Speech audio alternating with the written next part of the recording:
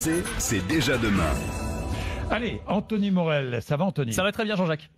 Il y a un domaine où l'intelligence artificielle avance à pas de géant, c'est celui de la santé. Ouais. Google annonce avoir mis au point, écoutez bien, une intelligence artificielle plus forte que les médecins humains pour détecter les formes avancées du cancer du sein. Ouais. Une innovation qui pourrait sauver des vies. Oui, alors c'est vraiment l'un des domaines où les avancées de l'intelligence artificielle sont les plus tangibles, les plus palpables. Et là, ce qu'ils ont annoncé, c'est une intelligence artificielle qui s'appelle Lina, c'est-à-dire un algorithme, un programme informatique intelligent qui a été conçu pour détecter, mais avec une précision incroyable, sur des images médicales, sur des scanners, sur des radios, eh bien, des formes très compliquées à détecter pour les médecins de cancer du sein. C'est-à-dire que sur les études qui ont été réalisées, les médecins ont un taux d'erreur qui dépasse parfois les 60%.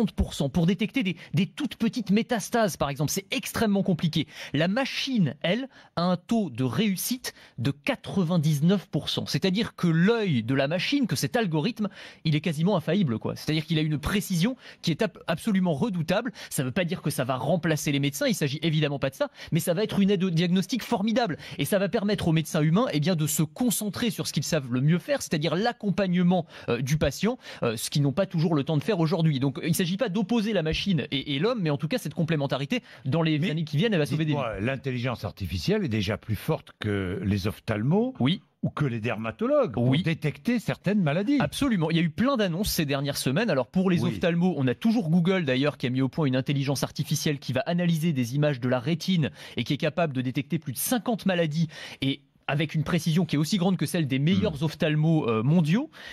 Sur les dermatos, on a des machines maintenant qui sont capables d'analyser les grains de beauté et de voir lesquels sont susceptibles de dégénérer en cancer de la peau. Et là, on a fait une compétition entre les médecins et la machine. 57 dermatologues humains contre l'intelligence artificielle. Eh bien, la machine a eu un taux de réussite sur ces diagnostics de 95% contre 87% pour les dermatologues humains. C'est quelques petits pourcentages de différence. Bah, c'est des vies qui sont sauvées potentiellement.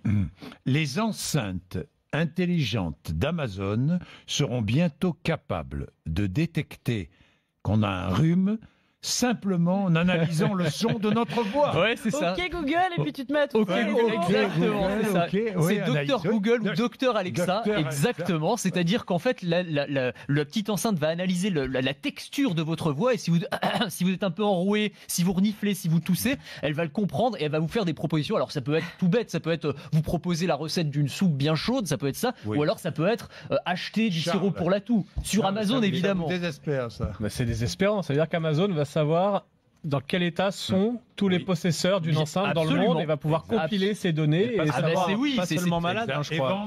Vendre une tisane et un sirop pour la toux, un sirop pour la toux. Si tu es triste, si tu es déprimé, l'enceinte pourra aussi détecter. Elle est capable d'analyser les humeurs, les émotions, exactement, les émotions. Et donc là encore, si tu es triste, déprimé, et donc bientôt le futur employeur demandera à Amazon dans quel état est cette personne qui vient de poser son CV. Évidemment.